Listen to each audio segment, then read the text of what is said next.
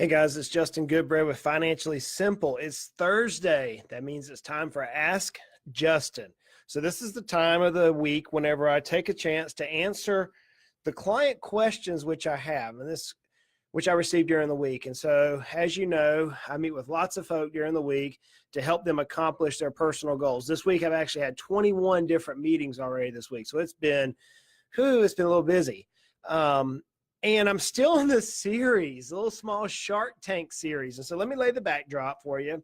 A couple of weeks ago, one of my dear friends, a client of mine, said, "Hey, Justin, me and my daughter, grade school child, we were watching Shark Tank. And she was asking me questions about what does some of these terms mean? And can you answer this for me?" And so I was like, dude, I tell you what, instead of answering the questions from Shark Tank, let me actually create a little series and let me work with business owners on some things that we can learn from Shark Tank. So as I've said in the past 3 or 4 episodes, whenever I get out of town, I love to take a chance to sit down and just veg out and watch Shark Tank. You know, me and Miss Emily would get away for a weekend trip or something. Sitting on the bed, if I can get her to turn off the fix this house thing, I'll get a chance to watch Shark Tank. And I love to listen to the business aspect. And so I pulled out an episode which I thought was intriguing because it addresses several different things that business owners often miss. And so I'm going to actually put the episode, the YouTube link to the episode, in the comments here after the show's done.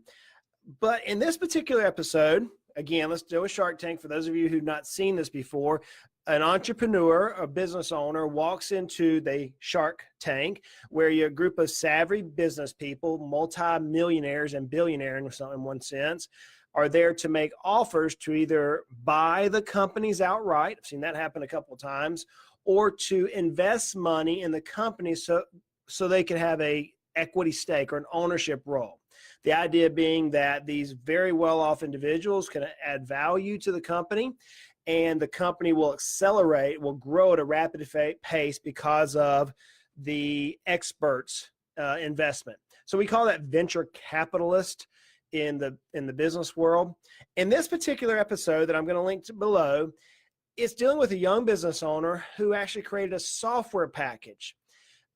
Software packages is an IT play, and they have like a rocket acceleration. Either they take off and they make a good amount of money, or they bust. In this particular thing, the name of the product was called a Bright House. And so the young entrepreneur walks in, he says, "Hey Sharks, I'm coming in today and I'd like to have a $400,000 buy-in for 4% of my company." And immediately Damon, the owner of FUBU, or the founder of FUBU, he rolls his eyes like, "Oh brother, here we go." And what he's thinking about is what I dealt with last episode. Go back and check it out underneath the Facebook Live, or even you can look at it on YouTube. So many business owners think their company's worth this, and it really isn't. This young guy comes in and he says, "I want a $400,000 buy-in for 4% of my company. $400,000 buy-in for 4% of my company." That means if you run the valuation, that means the company's worth roughly $10 million. That's the value play. That's what he's calculating the value of the company to be, which is why Damon is like, "Oh man, here comes another guy who doesn't know what his company's worth." But he began talking. And as he was explaining the product, explaining the sales, explaining all the different details about the product, before you know it, you had 3 of the 5 sharks now almost combating each other to invest into the company. Okay? Why? It comes down to 3 different areas that I wrote down for us to think about in our businesses. So if you want to build a business that's going to attract competition upon the sale or upon the time when you need to go in and acquire capital, whether it's from a bank or even a venture capitalist, if you can hit these 3 points, which this young business owner did, you can have the sharks fight for your business. So what were those 3 points? The first one was it was hyper niched. It was a niched product. Okay. Sam Walton has been said to, if you market to the masses, you live in the classes. If you market to the classes, you live in the masses. It was a niche product, but it was niched in such a way that it affected so many different people. This particular product dealt with children, dealt with my kids, dealt with your kids. It dealt with kids who go to school, whether it be private, public, doesn't matter. The kids go to school. I don't know about you, but man, the first time we dropped my little sunshine Savannah at school, I wanted to know what was happening. And this technology actually allows the teacher to give photos and videos and real-time updates about what Savannah is doing at class. I don't know about you, but I've heard of some of these things around where you can actually watch videos of your pets, like at a daycare. We have a place here in East Tennessee that you drop the pet off as a pet daycare, and you can sit at your office computer and watch little foo-foo on your TV screen. I understand with pets, but man, I would really have a good time with my kids, especially if they're at school. And this product was super niched to the school system or to education, but it was broad enough in one particular market that it affected so many different people. So it was a niched product that marketed to the masses. So anytime you market to the masses, you live in the classes, okay? If you market to the classes, you're gonna be like everybody else. So it's super niche to the masses. That's number one. The second thing they dealt with is its recurring revenue model. It has a recurring revenue. That means they're not having to go out and make a sale, get the reward, make a sale, get the reward. They make a sale one time, and then the reward follows in perpetuity as long as they maintain the quality of the product. It's called a recurring revenue model. Man, anytime you can build a recurring revenue model business, then your value is going to drastically increase, okay? And you may say, well, Justin, I cut grass, I build pools, I dig ditches, I build little widgets. There's no way to build a recurring revenue model. No, time out. There's always a way. There's always a way. So I read this quote, I'm just coming to my mind. If you can, you're right. If you can't, you're right. In fact, I saw where somebody took that and they flipped it around with Yoda and made a Yoda saying of that. That's right. You can make a recurring revenue model. I have pool builders who have a recurring revenue model. It took us a couple of years, but we've got it. I have auto manufacturers. They just do auto repairs. They have a recurring revenue model. Dentists have a recurring revenue model. If you can get your business to where you have a recurring revenue model, then your exponential value starts just climbing rapidly. This particular individual had built a business off of recurring revenue. Once they made a sale one time, from that point forward, then the revenue would stay as long as the product was good. So that's called a recurring revenue model. The third thing that happened was, and it's a powerful word called scalable. Scalable. What he actually says, he said we went from 10 users to 2,500 users. That's an exponential growth.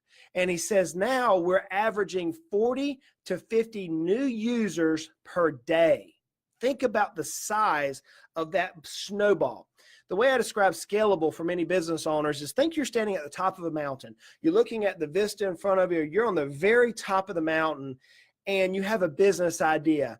Man, you start wadding up that little snowball. Here in East Tennessee, we get some snow in the wintertime. Not much. We get some and it's wet and sticky, and you can roll it up and then you can push it. And as you're pushing, you can make one mean snowman if it's a wet snowball.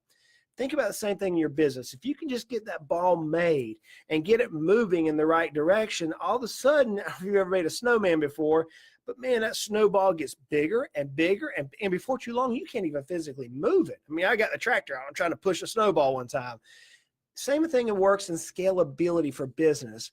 If you can get your business just working, just get a little snowball made and then kick the snowball off the cliff. You can't see my feet here, but I'm like kicking with my feet, pretending you can see it, right?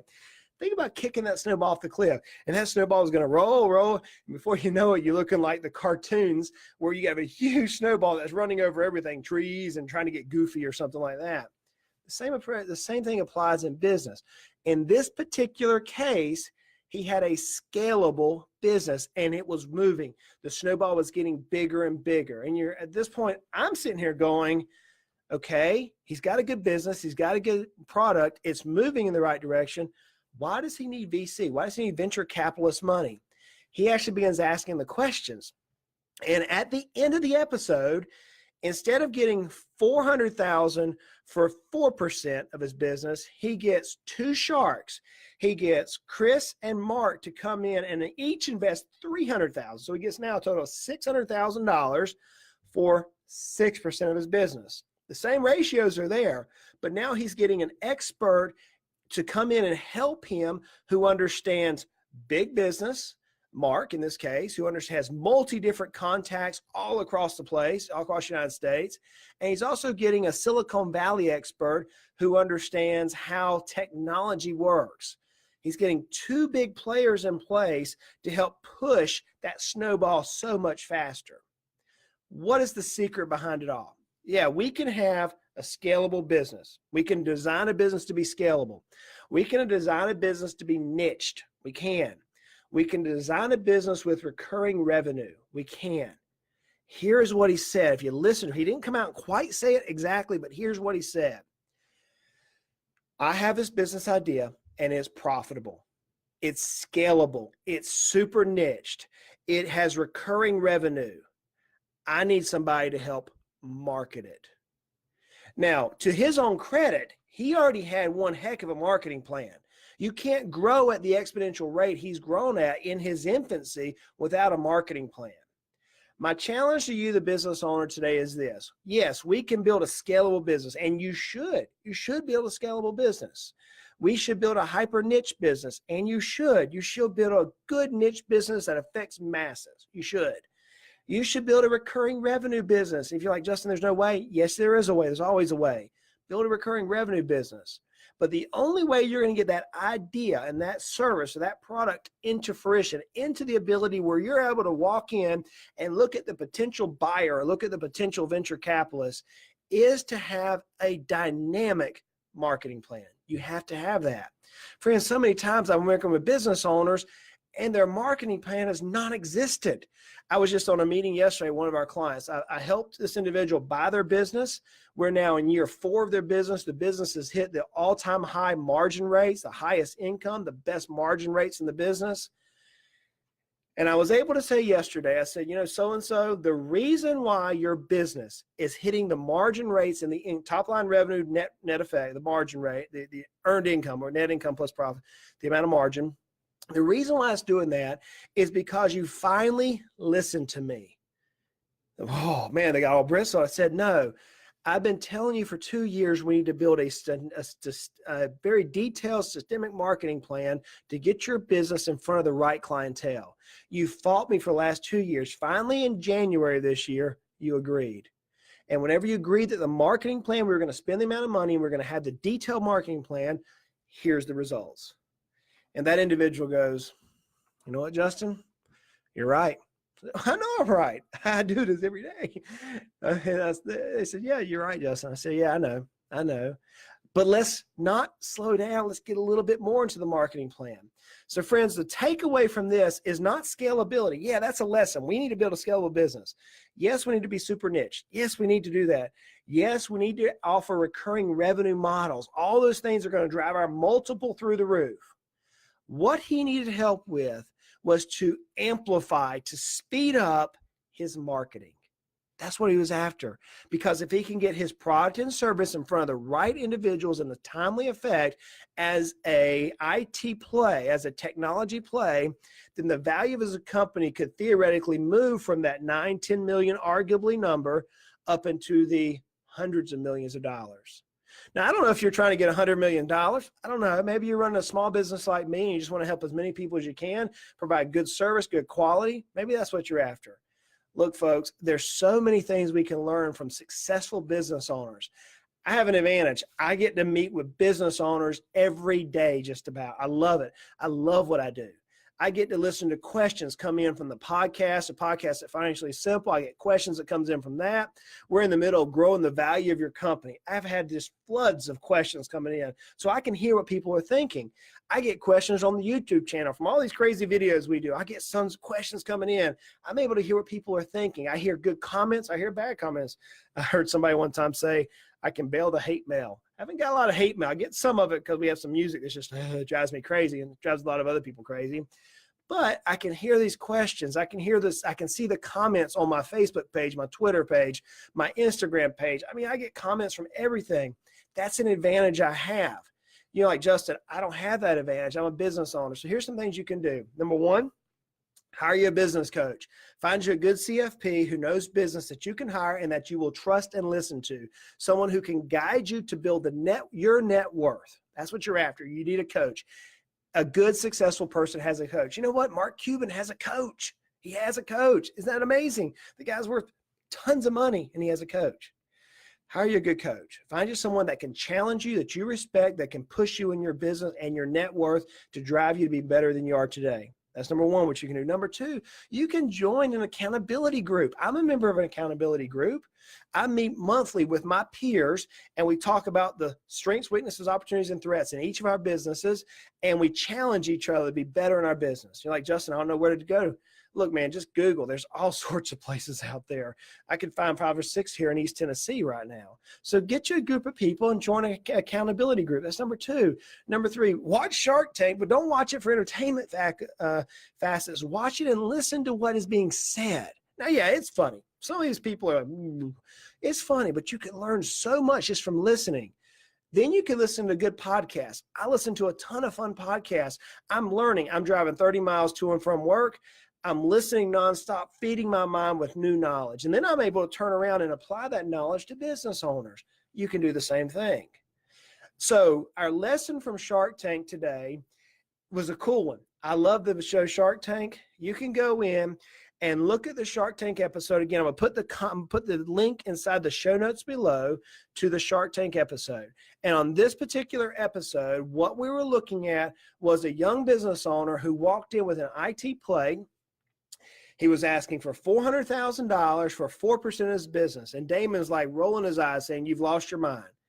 But yet that young guy turns around and walks out with $600 for 6%. Same factors, same exact number. But now he has 2 very credible, very knowledgeable sharks who know how to work together, who are now, he's got 2 of them. Think about that. 2 different, very successful business owners who are now vested to growing his company just like he is, because they're now members in the company. So he ended up walking with wanting 4, he got 6. It's amazing to me. The way he did it was building a business which is scalable, which is niched in a very particular marketplace and offered recurring revenue. He didn't get on Shark Tank without having the ability to market his concept. My challenge to you as a business owner is build a marketing plan. Build a marketing plan and stick with it. I gave you a couple examples of clients I work with. Deal with it on a regular basis. If you're like, buddy, Justin, I understand what you're saying, but I need help. Hey, look, reach out and ask a question, justin@financiallysimple.com. This is your chance to ask a question. Listen to some education. I'm putting as much data out there as possible to help business owners. Guys, business owners are the future of our country. They're the future of my generation.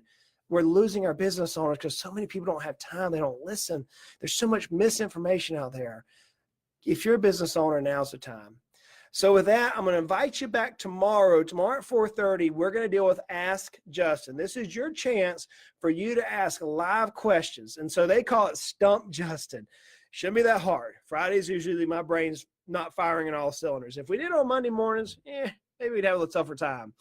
But on Fridays at 4:30, it's like, oh, I'm tired. Now's your chance on Fridays at 4:30 to ask me any question you want to ask me as it relates to finance and see if you can stump me. I've had a couple of my peers even ask me some questions behind the scenes, and one of them did. I said, buddy, unless you ask it on the air, on Facebook, in this little comment section I'm looking down here at, unless you're asking me there, I'm not gonna say you stumped me. He's like, oh, man. Now he can't ask the same question because I looked it up and I can answer it now. Tomorrow is your chance to ask Justin, right? Hey, for those of you who have questions, drop me a line at Justin@financiallysimple. Connect with me on Twitter. We're working on revamping some Twitter. We got lots of content. I can't wait to show you the marketing efforts our team is putting together. Man, we got some brilliant folks here in the office, and they are helping me be awesome, I think. Well, let me know. Until next time, guys, like I say every week, life is hard. It is. Life is hard. I got a dear friend of mine who's running through some hard times right now. But life is good. I've got another friend of mine who's expecting the fourth baby. I can't wait to see this little bouncing thing. Any minute now. Life is good. You know, life can be frustrating. It can. Makes you want to beat your head against the wall sometimes. Money? It doesn't have to be. Money's just money. It's simple stuff. I mean, it's the stuff dreams are made of, right? Money doesn't have to be. Let's continue to make our lives at least financially simple. Hey, do me a favor. Y'all go out and make it a great day. Until next time, take care.